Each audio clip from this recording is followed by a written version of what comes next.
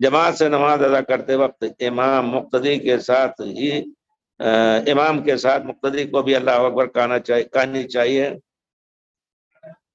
انما جعل الامام لیؤتم بہ، پیارے رسول نے فرمایا ہے امام بنایا ہی گیا ہے کہ اس کے پیچھے چلیں۔ اس وجہ سے صحابہ اس کی تفسیر ان کے صحابہ کے فعل میں کہتے ہیں پیارے رسول ہمیں جب اللہ اکبر کہتے تھے تو ہم اللہ اکبر کہتے تھے، اور رکوع میں جب جاتے تھے تب جب رکوع میں جا لیتے تھے آپ تو ہم رکوع میں ہوتے تھے، سجدے میں آپ پڑھ جاتے تھے تب ہم سجدے میں پڑھتے تھے۔ امام کے ساتھ ہی ہر حرکت یہ جائز، صلاۃ جائز ہے لیکن یہ مکروہ ہے۔ امام کے بعد آپ کریں، اور اتنے بعد میں نہ کریں کہ امام کے ساتھ سجدہ بھی نہ آپ کو ملے، فوراً آپ امام کے ساتھ کچھ سجدے کا ایک جز ملے، وہ اٹھ گئے ابھی آپ سجدے میں ہیں اور وہ پھر کھڑے ہو گئے تو آپ سجدے سے کھڑے ہو رہے ہیں، یہ ہونا چاہیے۔ یہی ہے اقتداء، امام کے پیچھے چلنا۔ وہی کہتے ہیں کہ مقارنہ اور متابعہ کے معنی پیچھے چلنا اور ساتھ ساتھ امام کے کرنا، جیسے انہوں نے ہاتھ اٹھایا آپ اٹھائیں، یہ جائز تو کہا گیا لیکن مکروہ ہے۔ اور اگر کوئی شخص مسابقہ کر رہا ہے، امام سے پہلے اٹھ گیا اور امام سے پہلے سلام پھیر کر کے حجر اسود چومنے چلا گیا تو اس سے نماز باطل ہو جاتی ہے۔ بعض علماء کا کہنا ہے کہ امام کے پیچھے سورہ فاتحہ پڑھنے کی ضرورت نہیں، جبکہ اللہ کے رسول نے فرمایا ہے سورہ فاتحہ کے بغیر نماز نہیں ہوتی، اور یہ عمل حرام کے، شاید حرم کے امام کو بھی پیروی کرتے ہیں۔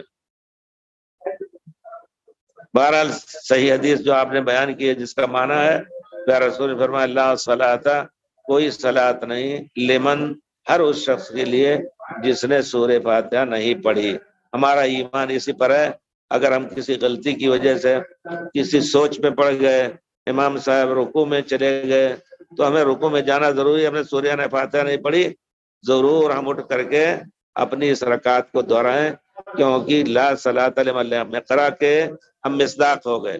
ہمارا یقین ہے ایک حدیث کے طالب علم کی وجہ کی حیثیت سے میں اپنے اوپر یہ چیز لاگو کرتا ہوں، اور اگر کوئی مجھ سے پوچھتا ہے تو یہی کہوں گا کہ نہیں، سورہ فاتحہ کا پڑھنا واجب ہے۔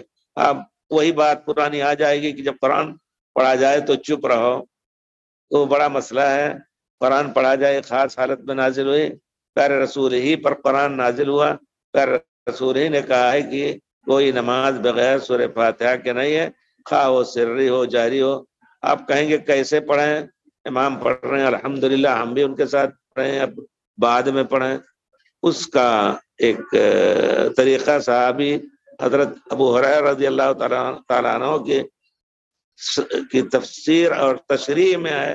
ابو صاحب ان کے شاگرد تھے، انہوں نے تابعی، انہوں نے کہا ہم امام کے پیچھے ہوتے ہیں تب کیسے پڑھیں؟ کہتے ہیں اقرأ بہا فی نفسک یا فارسی، اپنے دل میں ان کے ساتھ پڑھتے جاؤ۔ آپ یقین جانیے آپ الحمد شروع کریں وہ بھی الحمد شروع کریں، ساتھ ساتھ پڑھتے جائیں، دونوں کام ہو جائے گا۔ یہ ہے صحیح مسئلہ۔ اب رہ گئی بات مذاہب کی، تو مذاہب میں بہرحال بہت کچھ چیزیں ہیں، بہت کچھ پلندے، اتنی موٹی موٹی کتابیں لکھی گئی ہیں، ایک کہتے ہیں نہیں جائز ہے، ایک کہتے ہیں نہیں جائز ہے۔ بہرحال صحیح مسئلہ حدیث کے مطابق یہ ہے کہ سورہ فاتحہ کا پڑھنا ہر شخص کے اوپر، ہر صلاۃ میں، ہر صلاۃ کا معنی نفل ہو، فرض ہو، وتر ہو، استخارہ ہو، عید ہو، بقرعید ہو، صلاۃ جنازہ وہ بھی صلاۃ ہے، صلاۃ جنازہ وہ بھی صلاۃ ہے۔ امام ابو حنیفہ رحمۃ اللہ علیہ سے منقول کرتے ہیں کہ نہیں، صلاۃ جنازہ میں دعا پڑھی جائے، سورہ فاتحہ نہ پڑھی جائے، دعا بس۔ یہ بھی سنت کے خلاف پورے طور پر ہے۔